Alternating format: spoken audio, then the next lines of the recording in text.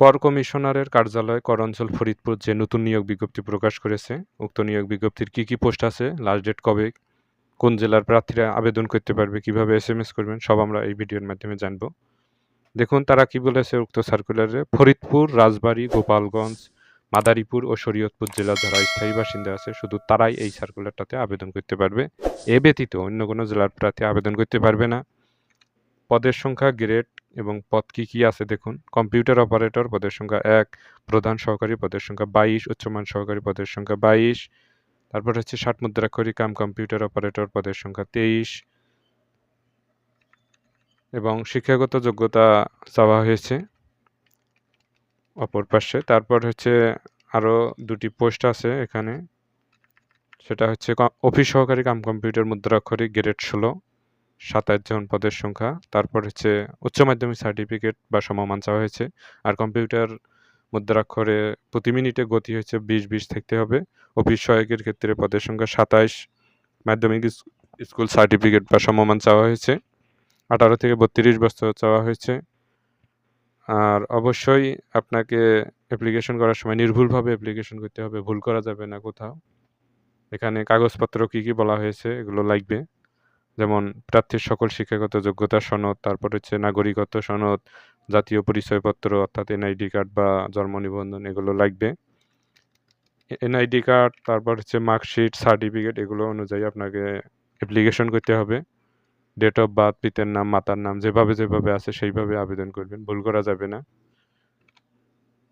আর অনলাইনে আবেদনের নিয়মাবলী এখানে বলেছে যে 6 মে 2026 সকাল 10টা থেকে শুরু হবে। আর হচ্ছে লাস্ট ডেট এই সার্কুলারের 27 মে 2026, এই সময়ের ভিতরে আপনাকে অনলাইনে অ্যাপ্লাই করতে হবে। আর হচ্ছে ছবি স্বাক্ষর আগে থেকে এডিট করে রাখবেন।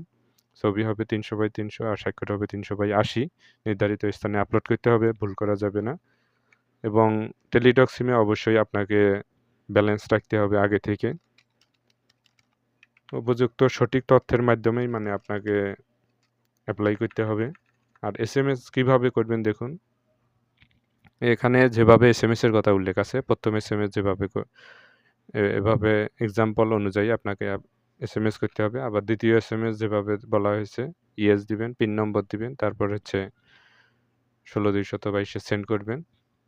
যেভাবে এক্সাম্পল বলা আছে ঠিক এইভাবেই করতে হবে, ভুল করা যাবে না। আপনার ইউজার আইডি ভিন্ন হবে, সেটি দিতে হবে তখন। আর মোবাইল নাম্বারের বিষয় আপনারা অবশ্যই ভালো মোবাইল নাম্বার দিবেন, কারণ ওখানে এসএমএস ঢুকবে, কবে পরীক্ষা হবে, অ্যাডমিট কার্ড ডাউনলোড দিতে হবে, ইউজার আইডি পাসওয়ার্ড থাকবে, এগুলো খুব সেনসিটিভ। সঠিকভাবে সকল তথ্য দিতে হবে। তারপর হচ্ছে ভুল করা যাবে না। তারপর হচ্ছে কবে কোথায় পরীক্ষা হবে, এজন্য মোবাইলে এসএমএস আসবে, এজন্য আপনাকে সঠিকভাবে মোবাইল নাম্বার দিতে হবে। তো ভিউয়ার্স, ফরিদপুর, রাজবাড়ী, গোপালগঞ্জ, মাদারীপুর ও শরীয়তপুর জেলার আপনারা যারা স্থায়ী বাসিন্দা রয়েছেন, আপনারা যাদের যোগ্যতা রয়েছে এই পোস্টগুলোতে আপনারা আবেদন করবেন এবং কবে কোথায় পরীক্ষা হবে তা নোটিশের মাধ্যমে, এসএমএস-এর মাধ্যমে জানতে পারবেন। জবের এরকম ভিডিও পেতে অবশ্যই আমাদের চ্যানেলকে এখনও যারা সাবস্ক্রাইব করেননি সকলে সাবস্ক্রাইব করবেন এবং আমাদের চ্যানেলের সঙ্গেই থাকবেন। ধন্যবাদ আপনাদের সকলকে।